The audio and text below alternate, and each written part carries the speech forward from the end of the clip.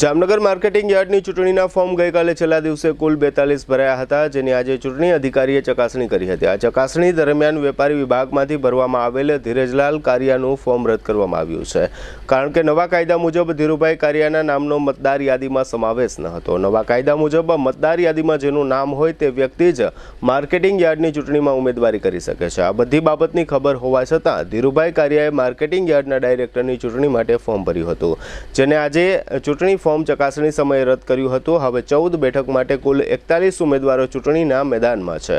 છેલ્લા ઘણા વર્ષોથી ધીરુભાઈ કારિયા માર્કેટિંગ યાર્ડમાં ડાયરેક્ટર તરીકે તથા વાઇસ ચેરમેન તરીકે સેવા આપે છે। હવે આપની સફરને સ્વાદિષ્ટ બનાવશે રાજકોટ અમદાવાદ હાઈવે પરની હોટલ RAR।